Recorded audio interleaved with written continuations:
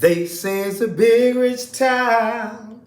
I just come from the poorest part. Do I? What's up, y'all? This is Ty. I am here to review season 4, which is the final season, episode 1, season 4 of Power Book 2 Ghosts. And this is the final season. And the episode is titled, I Don't Die Easy. And we pick right back up where we left off last season. Yeah, I'm kind of upset that this is the final season because this show is pretty good. This show, they really keep the action going, but they decided to end after this season. But we still have the other Power spinoffs. So it picks up right where we left. Oh, before I get into that, shout outs to all my lovely subscribers. You know who you are. Make sure if you're new here, to hit that like button, hit that subscribe button, leave comments down below. Let's keep this channel going and growing. All right, I'm done begging. Let's get down to this review of this episode, the season premiere of the final season of Power Book 2 Ghosts. They pick up right where we left off last season with Tariq about to be killed by Kane.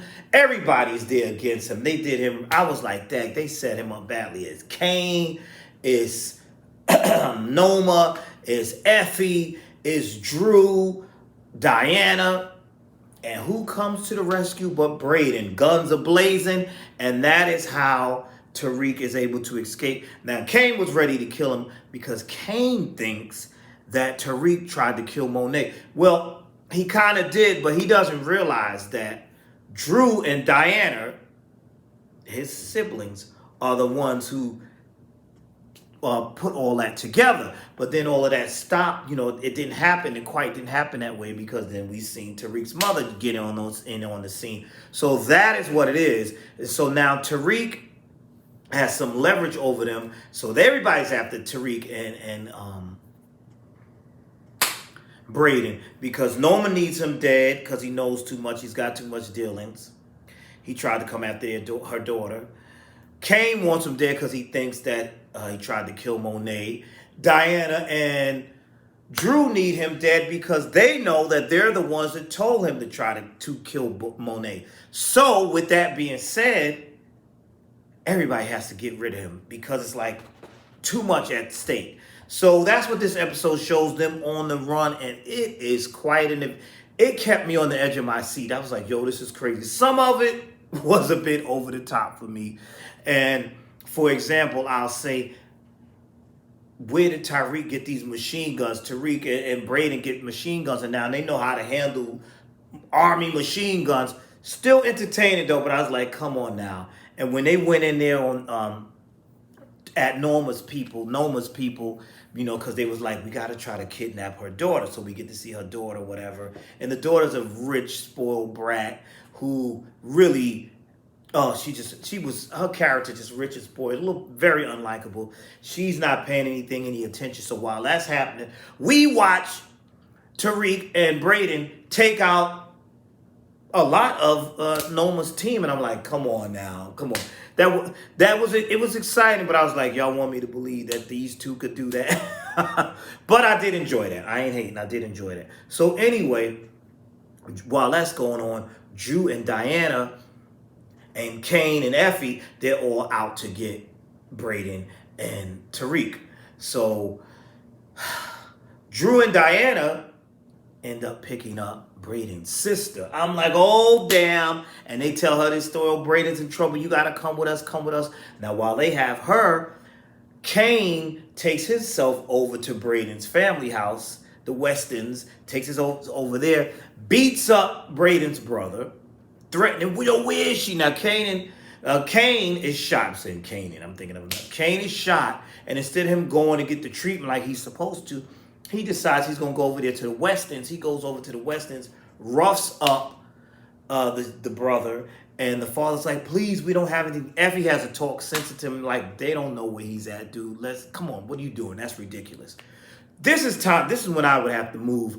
If this trouble has come to my doorstep like this, if I was the Westons, it's time to up and move now. You done brought the riffraff to my house. I ain't got time for no mess like that. So anyway, as that's going on, we see Drew and Diana with Braden's sister, and they let him know, we have your sister, and they got her in the car. But now Diana's having second thoughts about this whole thing of letting Monet, who's in surgery right now from being shot, about letting her die. She's starting to feel some type of way. But Drew is like, no, you gotta let this woman die. She killed Poppy. This whole family is just diabolical and evil. Mother kills father, kids try to kill the mother. They just all crazy. They're just all crazy. They're just totally all crazy. Meanwhile, Monet, while she's in surgery, she's having an out-of-body experience, and we get to see her in limbo, and she's having this dream or whatever it is where she's meeting with Mecca and Lorenzo, and they're telling her what a horrible mother she is and how terrible person she is, and she's like, F that. And they're like, yo, you about to die. She's like, I ain't going out like that. I can't die right now. She also gets to see Zeke in this episode. So she's going through all this whole thing. They did kind of like this sequence where she's meeting all the people that have died. They're confronting her. So that's what's going on while she's in this surgery. And it's like, I was like, she's going to pull through. She's definitely going to pull through. But now let's get on back to Drew and Diana. Diana is like, you know what? I'm going to go see Ma. They saying she woke up, whatever. I want to see her. Drew was like, yo, she woke up. When she wakes up, if she wakes up, whatever, you go over there and smother her ass with a pillow. She got to die, because if Tariq gets to her and tell her what happened, we dead anyway. So she's like, no, I'm telling you, I don't want to do that. I don't want to do this. So she leaves the car. Diana leaves. And now we still have Braden's sister in the back of the car with Drew. And she's like, yo, what's going on? Maybe I'll call Braden myself. And he tries to rough her up. But Braden's sister sprays him with the mace and gets out of the car. Now, meanwhile, Drew has already called Braden and let him know. So Braden is on his way, which was against Tariq's wishes. But he's on his way anyway. So now she's running through the lot. She's trying to get away. She done sprayed Drew. I said, whoa, way to go. She done got loose. That wasn't too smart. You ain't that great, huh? So she's loose, she's running, and as she's running, here comes Braden to the rescue to get her. Drew's still trying to get to her, and then here comes Tariq and intercepts that. And he almost kills Braden. I mean, he almost kills Drew. He almost gets Drew. I thought he was going to kill Drew, but he didn't get Drew. Drew ends up getting away, but, he crashed into the car that Drew was in, and Tariq crashed into the car that Drew was in, and that's what caused Drew to not be able to hurt Braden or Braden's sister. So now they have her. And also what's funny is in this episode, Tariq was trying to get help from Davis. Davis is like, you ain't my client no more. I can't help you. I thought that was real messed up. But when Noma and her people came to Davis, Davis was like, nah, no, get out of here. I ain't going to help you. And then he did give Tariq a heads up. He said, listen, there's a bounty on your head, because Noma has decided to put money on their heads to every killer that could try to find Tariq and Braden to kill them. Now, Braden takes his sister back home. She's a little bruised up. And did y'all see that scene? That father called Braden a white monkey hanging out with them jungle bunnies. And I wanted to smack him, you racist jerk. But, I get you being upset with your son. But saying all that, and then, Braden let him have it, like, you racist piece of this. I did like that scene. But wow, white monkey? That's what he called him. You white monkey hanging out with these jungle bunnies or something like that. So his family's racist. So it goes to say that relationship is over with. So anyway, we get introduced to a new character who just joined the DEA. And he just happens to be Angela Valdez's nephew. And I'm like, oh my goodness. Now he wants to stick his nose in this and tie Tariq to his dealings with Noma. And he's been advised by his mother. He's been advised by the other officer. I forget her name, but right now he gets advised by them. Listen, stay out of this. This is over with. Leave it alone. But he's so hell-bent on trying to get revenge on what happened to his aunt, Angela Valdez. Y'all remember her from the original Power. And so he's advised to stay out of this. But no. He just got to get involved. He got to get involved. So he's trying now. I don't know what caused this. Tariq and Braden are down on the campus or whatever. And now everybody's looking for them. And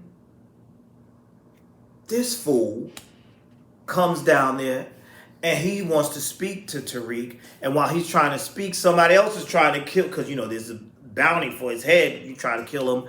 And if they go into this big shootout or whatever, and the DEA, the young DEA, he ends up killing the guy.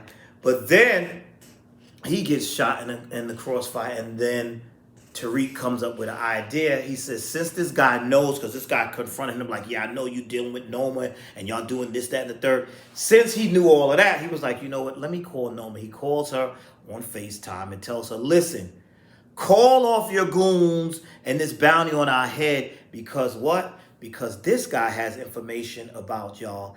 And if you don't let me handle him, I'll handle him right now. But if not,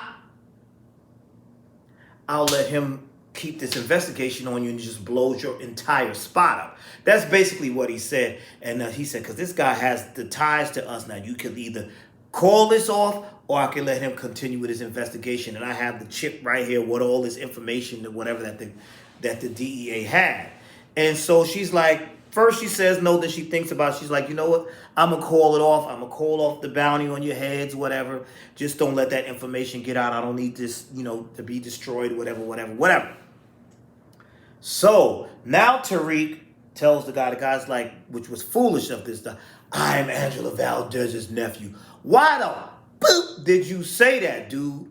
Now you dead. I was like, damn, Tariq killed him. Because he said, oh, your aunt was my father's bitch. I said, damn. But why did you? So stupid. He didn't listen to his mother when his mother told him not to step into this. Dude, what is wrong with you? Now you dead. He ain't even last the episode. I thought he was going to get on my nerves throughout the season. They even killed him off already. But that's because they did that because they're introducing another character to us. Another character to us that's going to be in the show now. And he is going to be investigating Tariq for the murder of this DEA agent. So that's going to be interesting. And y'all know him. What's the actor's name? Y'all know who I'm talking about. I forget his name. Hold on. Let me research it. Let me pull it up. I forget his name. But y'all know who I'm talking about. He's going to be on the show. Give me a second here. Michael Ealy. Michael Ealy's character is coming. And we learned that he's bitter due to the murder of, I believe, his wife. And so now when he finds out about this DEA being killed and Tariq having something to do with it, we find that he's going to be hunting him down. So now the bounty is called off, right? And Kane is still trying to come after him. Kane is like still trying to come after Tariq. Tariq calls Drew and is like, listen, Kane's still trying to come at me. You better get your brother. You better tell him that this is called off. Or I'm going to tell him, you better get to him before I do, or I'm going to tell him that you and Diana had something to do with Monet's shooting. You're the one who tried to kill Monet. So it was lots of twists and turns, lots of crazy going on. And of course, the bounty is over with. Tariq and Braden are around the cops talking. When Kane gets this, there's nothing he can do. He got to stand down. And, that's how the episode that's pretty much what it was. But I thought it was a really good episode. I know I'm rambling a bit. I do apologize, y'all. I'm kind of tired. I've had a lot going on. But I had to get this review out because I didn't want it to keep dragging on.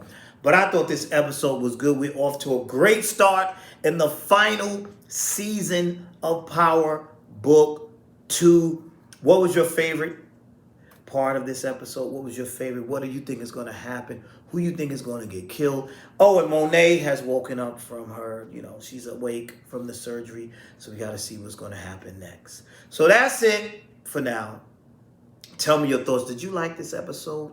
How do you feel about this being the final season? Are you upset? Tell me down below. So that's all I have for now. Thank you for watching. Please like, comment, and subscribe. And I will see you all in the next video.